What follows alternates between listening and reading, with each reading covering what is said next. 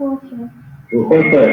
परत काय होईल मग X into Y equal to something काहीतरी 72. परत तोच प्रॉब्लेम आला माझ्याकडे.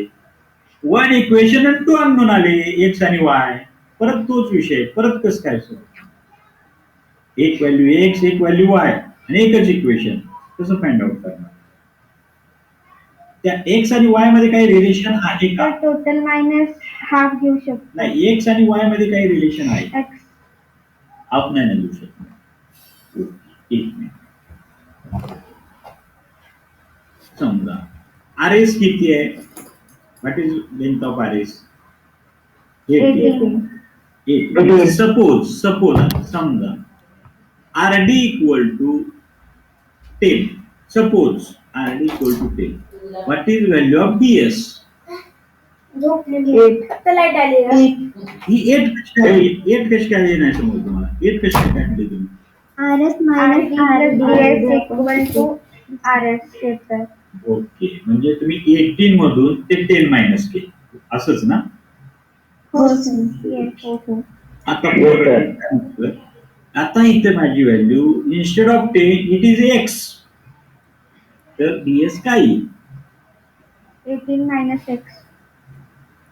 जर 10 असेल तर तुम्ही 8 सांगता 18 मायनस 10. जर x असेल तर 18 मायनस x बरोबर आहे का? हो सर. हो सर. y च्या ऐवजी मी जर म्हटलं this is my R D equal to X and ds equal to 18 minus x तर बरोबर आहे का? हो सर. आता आर डी प्लस ds करा.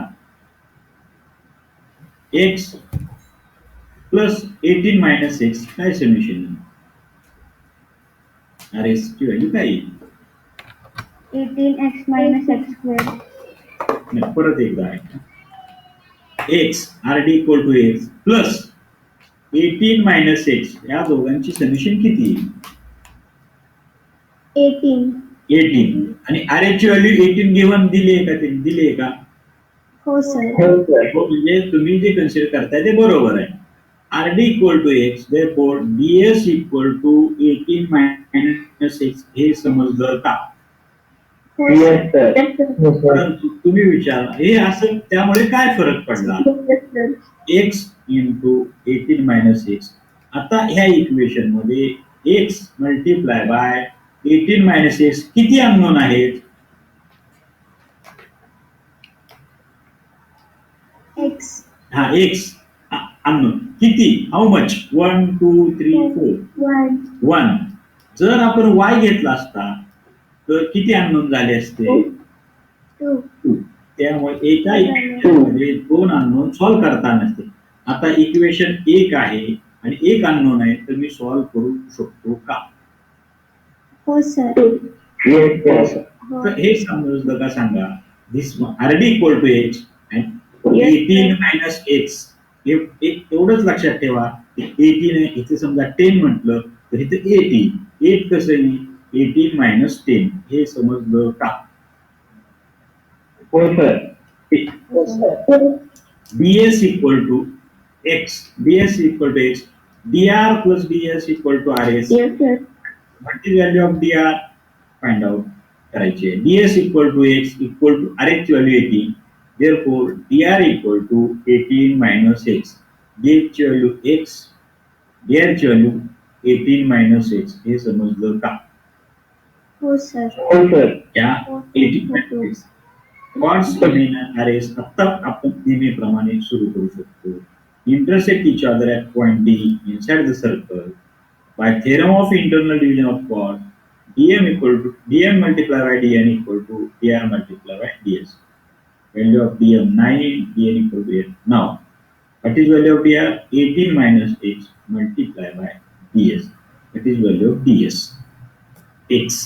हे समजलं का? हो सर. इथपर्यंत समजलं का? ते दोन तुकडे कसे घेत? हा बोला, शंका आहे का कोणाला काही? विचारा काय असेल तर. 72 equal to 18x minus x square. After changing the sign, x square minus 18x plus 72 equal to 0. हा कशाची प्रॉब्लेम आला, हा कोणता विषय आता एक्स स्क्वेअर एस एक्स हे काय आहे?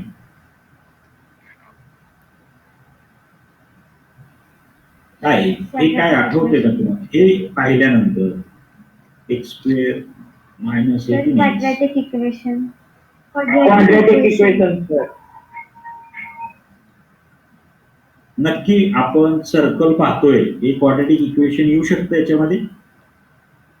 हो सर. ओके, हो, sir. कोणतेही येऊ शकते. Very good. हे Yes, आहे sir. Quadratic equation. आता त्याच्यात 2-3 मेथड होत्या, त्यातली हे आठवते का? कोणती मेथड आपण यूज करू शकतो याच्यामध्ये? फॅक्टरायझेशन. ते आठवतंय का आपण ॲरो लिहायचो असे जो हो, product Yes, sir. Yes, sir.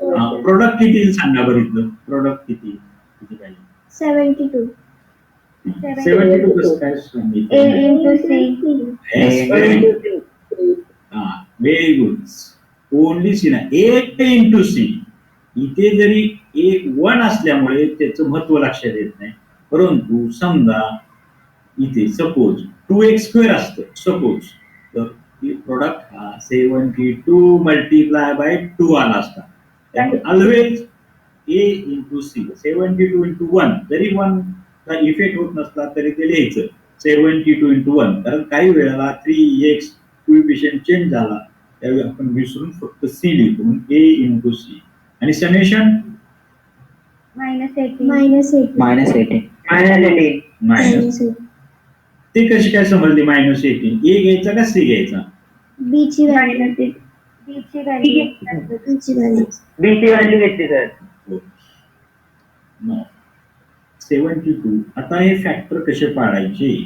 तर समेशन मला -18 हवी, तर मी पहिल्यांदा 2 इंटू 36 चालेल का? 1 into 72, 2 into 36, 6 into 12, 24 into 3, 18 into 4. 6 into 12 6 into 12 चालेल. 6 इंटू 12 जर घेतलं, समजा मी प्लस हवाय मला इथं +72 ना, तो +12 +6 घेतलं तर काय हरकत आहे? -18 नाही येणार मग. तर मग ते किती? बी ची व्हॅल्यू परफेक्ट नाही येत. परफेक्ट नाही, मायनस येणार नाही. समजा मी +12 -6 घेतलं तर काय होईल? हा, तर प्रोडक्ट पॉझिटिव्ह नाही बरोबर. प्रोडक्ट पण येणार नाही आणि समेशन पण येणार नाही. ठीक आहे. नंतर मी समजा +6 -12 घेतलं तर नाही. प्रोडक्ट नाही येणार. तर प्रोडक्ट आणि समेशन मायनस घ्यायला लागेल सर. समजा ठीक आहे, तुम्ही म्हणता -12 आणि -6 घेतलं तर येस सर, होत आहे ना. -18 आलं, ठीक आहे. Summation -18 agree. पण -12 आणि -6 प्रोडक्ट प्लस येईल. हो सर. नक्की minus multiply by minus always plus. Therefore, I have chosen x² - 12x -6x + 72 = 0. आता पहिली स्टेप काय करतो आपण असं आल्यानंतर? कॉमन फॅक्टर काढतो. कॉमन. Very good. काढून ब्रॅकेट. ब्रॅकेट टाकून त्यावरच्या नंबरला कॉमन 1 डिवाइड करतो. Okay, very good. म्हटलं तू अभ्यास करतोस. जय माने, हे लक्षात आहे का? हो sir. Therefore, after take the common x, bracket x² upon x = x -12. आता याच्यामध्ये 6x सेकंड टर्म -6x + 72. याच्यामध्ये मी 2 कॉमन का काढत नाही? 6 आणि 72 ला पण तोच डिवाइड होतो. तर फर्स्ट ब्रॅकेट मध्ये x - 12 आले, सेकंड मध्ये x - 12 यायला पाहिजे. ओके, X - 12 मग मी 3 घेतो तरी येत नाही का? 3 कॉमन नाही घेतलं होत सर. नाही सर. सर. समजा 6 घेतलं तर होतात सर. आणि नंतर Yes, sir. x therefore I take -6 का तर प्लस x इथं -6 आहे. therefore -6 into bracket x - 12 again हे सेम आले एक ब्रॅकेट कॉमन घेतो x - 12 equal to in another bracket x - 6 equal to 0. therefore either x - 12 equal to 0 or x - 6 equal to 0. हे समजलं का? थोडं हे Yes, sir. सर. हो सर. सर रिपीट सांगता का? हा परत हा x कॉमन घेतला जे हा, therefore सर, in the घेतला. bracket x - Yes, sir. आता 6 का घेतला हे समजलं का तुला? हो सर. हा आता a into b minus a into b हा परत काय कर x - 12 कॉमन घे घेतला हो सर घेतला. घेतला आणि लगेच ब्रॅकेट टाक पुट द ब्रॅकेट आता ही जी टर्म आहे x मल्टिप्लाय बाय x - 12 ला divided by x - 12 x - 12 x - 12 cancel होईल मी काय शिल्लक राहील remaining value will be x he bracket मध्ये आली x हे समजलं का? हो सर. ना सेकंड टर्म काय आहे 6 multiply by x - 12 divided by परत x - 12 हा ब्रॅकेट कॅन्सल होईल राहिलेली 6 -6 आणि अनदर हा कॉमन येतो की जर राहतो x - 6 तो सेकंड ब्रॅकेट मध्ये therefore x - 12 multiply by x - 6 equal to 0. हे समजलं का? हो सर समजला. therefore x minus हॅलो कोणाला आता शंका असेल तर विचार अडचण नाही काही प्रॉब्लेम नाही विचारलं तर चालेल x - 12 equal to 0 or x - 6 equal to 0. x equal to 12 or x equal to 6 तर इथे आपण एक मायनस असेल तर निघले का तर इथं असं मी म्हणतो ds equal to 12 or ds equal to 6 हे कसं काय एक तर कोणती तरी एक व्हॅल्यू असू शकते तुम्ही 12 पण म्हणताय किंवा 6 पण असू शकतो हे बरोबर आहे का? हो सर. हो सर. Xच्या दोन व्हॅल्यू एक आहेत. कोणती तरी एक व्हॅल्यू पाहिजे एक तर 12 म्हणा किंवा 6 म्हणा तुम्ही सांगताय 12 असू शकते किंवा 6 म्हणजे हे नाही कळलं मला कसं काय बरोबर आहे तुमचं value? आपण RS is equal to RD plus DS करतोय हा बर मग आयदर RD 12 असू शकतो किंवा DS 6 असू शकतो हा व्हेरी गुड और RD 6 और DS 12 असू शकतो. बरोबर सांगितलं त्यांनी सुयशने x इक्वल टू 12 ज्यावेळी तुम्ही म्हणता तर जो रिमेनिंग पार्ट आहे सेगमेंट तो त्यावेळी 6 असणार आहे जर तुम्ही हा 6 म्हणला की त्यावेळी 12 कशीही करून दोघांची बेरीज 18 पेक्षा कमी किंवा जास्त होता कामा नये आयदर ds इक्वल टू 12 दुसरा कोणता आहे RD will be 6 in that case if ds equal to 6 then RD will be 12 हे समजलं का? हो सर. आणि आपल्याला काढायची होती. बर आता हे सांगा मला इथे जर ds equal to 12 or ds equal to 6 what is the value of RD इथेच मला लिहायचंय खाली RD equal to काय? 6 or 12. RD is equal to 12 or RD is equal to 6. Topic 1.3. 6 किंवा 12. RD equal to 6 or RD equal to 12 हे बरोबर आहे का? Yes, sir. हो सर. हो सर. सर एक लक्षात घ्या काही जरी झालं ds आणि RDच्या व्हॅल्यू 18 पेक्षा जास्त येता कामा नयेत हे बरोबर आहे का? हो सर. हो सर. हे तेवढं काळजी घ्या.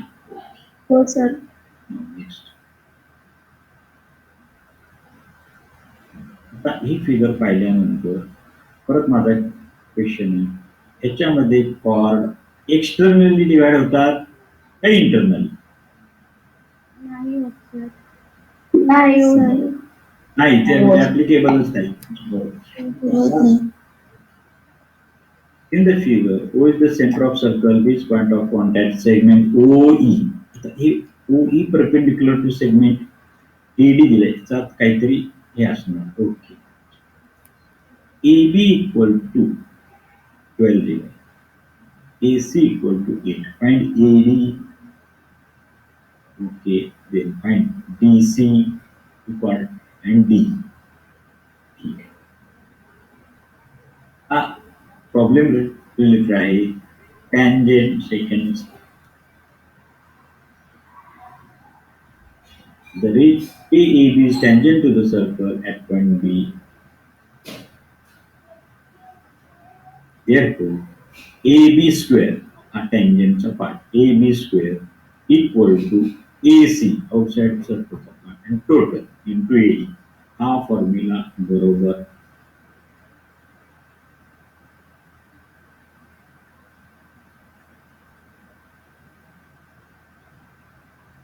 येईल.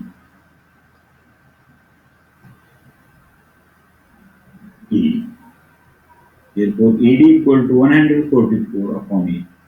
AD equal to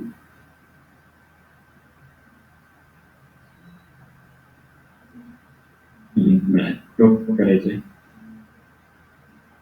DC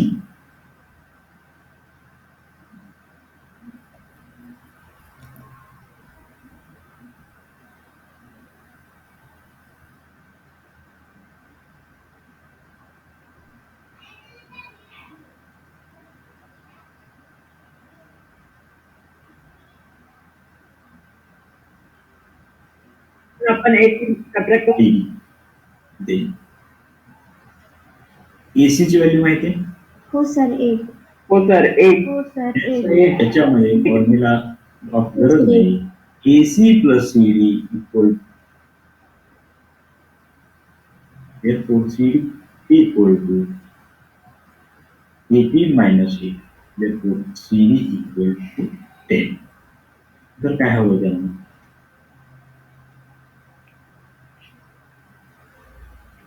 EE D ची व्हॅल्यू कशी कॅल्क्युलेट करायला लागेल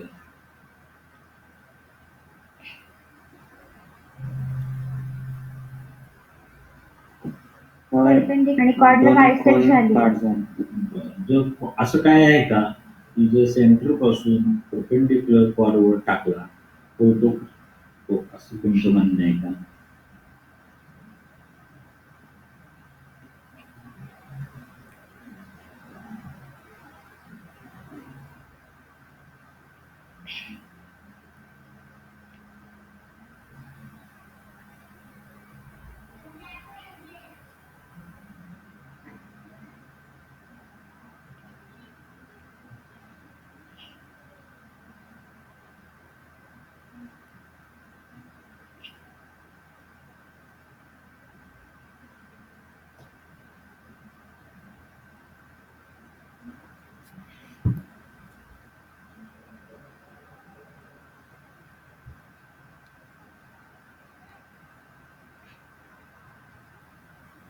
QR is 10. आता परत मी विचार हा जो कॉर्ड आहे तो आपल्याला अप्लाय होतो का इक्वेशन मध्ये यूज होऊ शकतो का याचा QR डायरेक्टली जो फॉर्म्युला आहे त्याच्यामध्ये हा QR आहे का नाही परंतु त्यांनी व्हॅल्यू मात्र QR ची दिलेली आहे हे समजलं का QR ची डायरेक्ट व्हॅल्यू आपण फॉर्म्युला बघतो PS A is P PS is 8 okay find TS find करायचे आणि ही पण दिलेली QR तर आपला फॉर्म्युला पहिल्यांदा आपण formula for ST and for QR intersect at point P outside the circle. By the theorem of external division of chord, PS into PT. PS outside the circle into PT equal to PQ into PR. याच्यामध्ये sorry PQ into PR. QR चा संबंध आहे का QR येते का equation मध्ये या equation मध्ये QR येत नाही कुठेच QR दिसणार नाही बरं ते फाइंड आउट करायला काय सांगितले त्यांनी TS TS.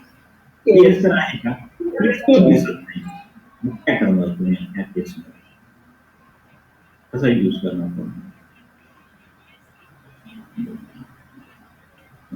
Sir TP find करून TP मायनस SP करणं. बरोबर. पी आर म्हणजे P R equal to P Q plus Q R हे मान्य आहे का तुम्हाला? हो सर. हो सर. P R equal to P Q ची व्हॅल्यू दिली आहे 6, क्यू आर ची व्हॅल्यू दिली आहे 10, पी आर इक्वल टू 16. हे समजलं? ए आर म्हणजे पी आर इक्वल टू 16 हे समजलं का? हो सर. हो सर. हो सर. मला सांगा हे पी आर ची व्हॅल्यू का काढली आपण? इक्वेशन मध्ये आहे. त्या इक्वेशन जे दिलंय जो फॉर्म्युला आहे त्यामध्ये पी आर ची आहे. म्हणजे त्यांनी विचारताना त्यांना माहित होतं की हा पी आर चीच व्हॅल्यू आवश्यक आहे फॉर्म्युला, म्हणून त्यांनी मुद्दाम पी क्यू ची व्हॅल्यू दिली होती. क्यू आर ची तर आपल्याला PQ आणि PR ची PQ आणि QR ची व्हॅल्यू माहिती होती, फक्त आपल्याला PR ची व्हॅल्यू माहित नव्हती, म्हणून आपण हे ऍडिशन करून काढली. हा, पण ती माहित नव्हती का ऍडिशन का पी आर चीच का काढली? तर पी आर हा इक्वेशन मध्ये जो फॉर्म्युला आहे त्यामध्ये हा पी आरच येतोय. फॉर्म्युल्यामध्ये PQ आणि QR येत नाही, पी आर येतोय. QR येतोय. पी आर येण्यासाठी पी आर ची व्हॅल्यू फॉर्म्युल्यामध्ये टाकण्यासाठी आपण पी आर काढला. मुद्दामून त्यांनी RQ ची व्हॅल्यू दिली, PQ ची दिली. From this both values we can get the value of P R. हे समजलं का? पी आर ची व्हॅल्यू का काढायची हे समजलं का? डायरेक्टली जर दिलं असतं समजा P R equal to 16, directly हा फॉर्म्युला वापरला असता, PS into PT equal to PQ into PR.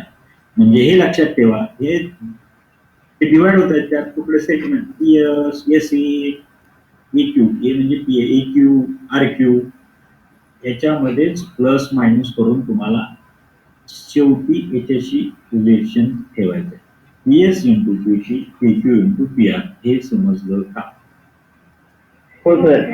By putting the value of PS equal to 18 multiplied by PT equal to PQ equal to 6 into PR equal to 60. Therefore, PT equal to 6 multiplied by 16 divided by 8. 8 to the 16. Therefore, PT equal to 6 multiplied by 2. PT equal to 12. Now, PT here. And the value of PT 12. परंतु त्यांनी मला विचारली value of TS. परत काय करणार सांगा? परत तोच विषय येतो. तर आपण PT मधून CS हे value PT minus PT minus PS करणार. you will find you will get the value of PS or PS. PS plus PS equal to PT. Therefore, 8 plus PS equal to 12. PS equal to 12 minus 8. PS equal to 4. हे समजलं का? त्याच्यात कोणाला काय हो sir. No, sir. आता हा पाहिल्यानंतर फॉर इंटरसेक्टिंग इंटरनली का एक्सटर्नली?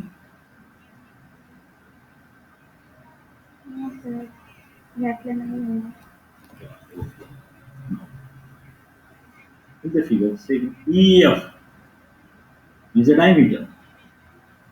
EF तुम्हाला असं वाटतंय का EF इज डायमीटर म्हणजे बरंच काही ह्या वाक्यात आहे? EF is diameter is important sentence आहे का? हो सर. हो sir. Yes sir. Segment DEF. DEF is a tangent. Okay. The radius of circle. The radius of circle is R. Okay. आता त्याच्यामध्ये कोणतं त्यांनी प्रूव्ह करायला सांगितलं आपल्याला व्हॅल्यू काढायचं. प्रूव्ह द्या. DE where is DE? Okay. Multiply by G, chord G equal to 4R square. याच्यामध्ये आपल्या हातात काहीच नाहीये, कोणतीच व्हॅल्यू 2, 3 न्यूमेरिकल्स नाहीत. तर हे आपण प्रूव्ह करू शकतो का?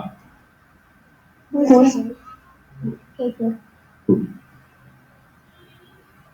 DF हे काय म्हटले? DF is a tangent to the circle touching the circle at point F. and line DG is second intersecting the circle at point G and E. Given data, the tangent is now next. DF square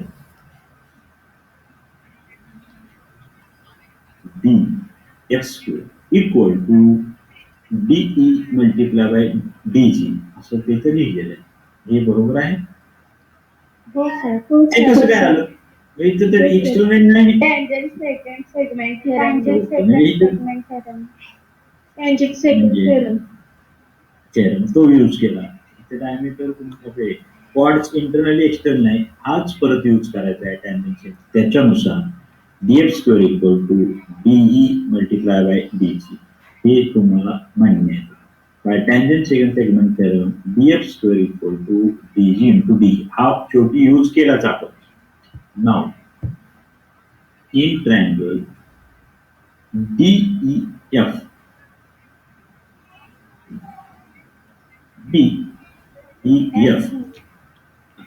हा D triangle कोणतं DF ही म्हणा किंवा DF EF triangle angle EF is 90 degree. हे कसं काय? Tangent theorem. Tangent theorem. Tangent theorem काय सांगतो? रेडियसला जर परपेंडिक्युलर लाईन असेल आणि एकच पॉइंट होत असेल तर ते 90 डिग्री अँगल फॉर्म करतो. रेडियस आणि टॅन्जंट एकाच पॉइंट मध्ये जर पॉइंट कॉन्टॅक्टला असतील तर 90. ठीक. हा रेडियस आहे तुम्हाला कोणी सांगितलं? HF radius segment EF is diameter म्हणजे हा रेडियस आहे, हा टॅन्जंट आहे. रेडियस आणि टॅन्जंट एका पॉइंट 90 डिग्री होतो तर टॅन्जंट असतो. ओके. EF इज नाही. नाव बाय पायथागोरस थेरम ह्या इक्वेशन मध्ये ह्या ट्रायंगल मध्ये BF किंवा ट्रायंगल DEF पायथागोरस इक्वेशन कसं ऍप्लिकेबल होईल? काय प्लस काय इक्वल टू हायपोटेन्यूस कोणती? DE square square plus EF square. So I can write DE square equal to DF square plus EF. Now D की value is D square equal to DF square plus EF. I got EF. Instead of EF, I have written 2R. हे कसं काय? तर diameter रेडियसचे double असते मध्ये दोन radius होतात. Diameter is the choice of the radius. तसं गिवन डाटा आहे का तो डायमीटर आहे? हो सर. हो Yes, sir. EF is a diameter, so diameter D equal to 2R. हे 2R ला ब्रॅकेट करायचा आहे, त्याचा स्क्वेअर आहे, R चा नाही, 2R in the bracket 2R whole bracket square. Therefore DE square equal to DF square equal to 4R square. 2R square नाही, 4R square. Therefore 4R square equal to changing side DE square minus DF square. हे बरोबर आहे का? हो sir. Yes, sir. 4R square equal to E square equal. Now DF square equation 1 DF square equal to DG into D. हे कसं काय आलं? DF square equal to DG into D. तर टॅन्जंट सेकंड सेगमेंट नुसार आपण cake केलतो. हा tangent second DF square equal to DG multiplied by D. He value आपण इथे पुट अप केली. फ्रॉम 1 पण आपण व्हॅल्यू काढली होती. DF square equal to DG multiplied by D. Therefore 4R square equal to DE square minus DG multiplied by D. D, take D, 4R square keep values. Take DE common. After taking the DE common, inside the bracket, DE minus DG is step समजली का? Yes, sir. Now, 4R square equal to D. आता इथे जर multiply केलं तर हेच answer आलं पाहिजे. D into D, D square. D into DG, DG into D. Now 4R square equal to D. DE minus DG. DE minus DG काय शिल्लक राहील? What will be remaining? DE EG. जी DE minus DG. DE minus GE. right. Okay. Therefore, DE, I have written G. Therefore, 4R square is equal to DE into G. That is, DE multiply by G equal to 4R square. आपल्याला prove काय करायचं होतं? हेच proof हेच prove करायचं. याच्यामध्ये काही एक्झामला काय आलं तर फक्त तीनच थेरम आहेत, externally internally develop part tangent second theorem वापरायचे. मग तेच फॉर्म्युले वापरायचे. याच्याशिवाय कधी ते दोन ट्रायंगल कॉन्फरन्स दाखवायचे. याच्याशिवाय याच्या व्यतिरिक्त काही नाही. आता त्याच्यामध्ये कोणाला काही शंका आहे का? असतील तर सांगा. No sir. आता उद्या मात्र जॉमेट्रिक कन्स्ट्रक्शन घेणार नाही आपण, ते सगळ्यात शेवटी घेऊ. कन्स्ट्रक्शन जॉमेट्रिक, तर कोऑर्डिनेट जॉमेट्री आहे ना, तो चॅप्टर सुरू चालेल. Okay sir. Okay, sir. त्यानंतर ट्रिग्नोमेट्री घेऊ, त्यानंतर म्हणजे जॉमेट्री